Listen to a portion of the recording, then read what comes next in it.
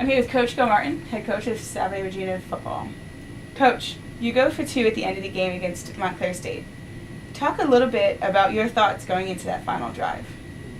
Well, it goes back to a couple days before. Ryan LaRue, he talked to us about heart, and then the importance of heart and what does it mean. It means, no matter what's going on, we believe.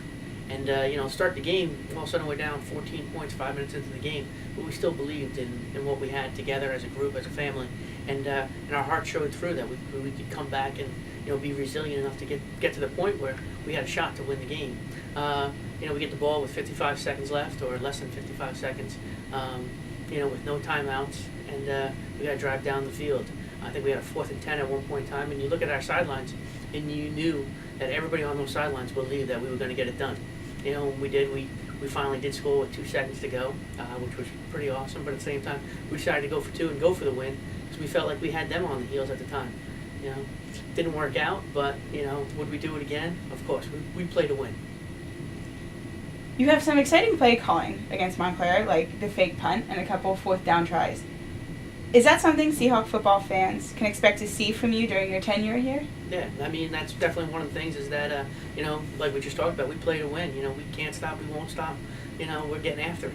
That's one of the things that we do want to do. We do that not only on the football field, we try to do that in the classroom, in the community. We want to be the best at everything, and that's in the classroom we're going to study to become great. On the field, we're going to play to win. We're going to try to figure out how are we going to do it. Whatever it takes to get there, we're going to try to figure out how we're going to get that best chance to win. Alex Hennessy had 3 more blocked punts this week, tying an NCAA Division III game record. Should we expect to see a lot of big plays over the next 2 years out of that defensive back? Yeah, 3 blocked punts in one game. That is impressive. ESPN gave him a nice helmet sticker on that, gave him the shout out on Twitter, which is great. Get those little extra accolades. But we do expect that from Alex. He'll do whatever it takes as he's going for those blocks, whether he's trying to get a fingertip, his chest, a shoulder, whatever it takes to get out there. He'll throw his body out there to try to get to the ball, no matter what it takes. And that's the kind of attitude we want from our team, for each guy to put in that extra effort to try to get us in a chance to win that game. And do we expect Alex to do more? Absolutely. You have a bye week to get ready for MIT. How important is this week off for your team going into homecoming? Yeah, bye weeks are important because, the fact that you start the year off in preseason and you get focused on your team, then all of a sudden you have a couple of games, and you're focused on those teams. Now it's bye week time and it's time to clean up what we were doing, what mistakes we had. But at the same time, it's also time to recharge your body, both physically and mentally. And so for me personally, I get a little extra laney time during these bye weeks, and at the same time, we get to do a little more free time, in beautiful Newport, Rhode Island. We get to go to the beach, maybe go surfing, maybe jump out of a plane, do whatever it takes to make sure our minds are right getting into that conference game. And once we do get to the conference game, nowadays, conference games are the most important thing, because that's the difference between going to NCAAs and not.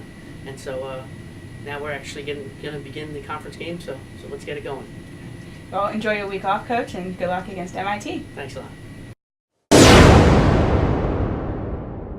I'm here with Floyd Shaffer, our center captain.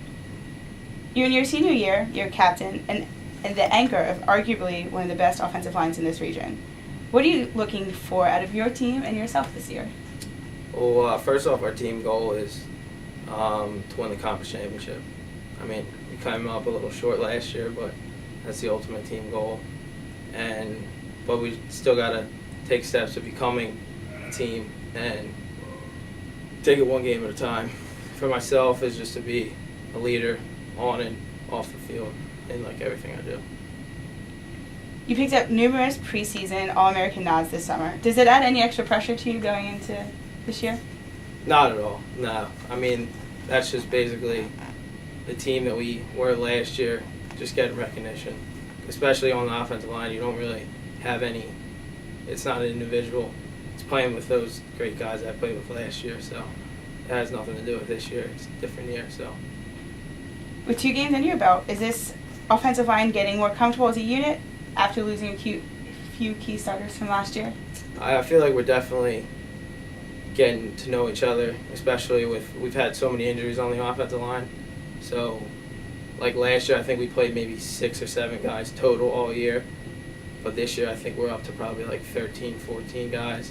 So it's just not only that we're the players that we lost last year, Isker and Kiyu, great players, but even this year we're losing some great players on the field, and we're just working to get everybody back and become a one and just reaching that ultimate goal.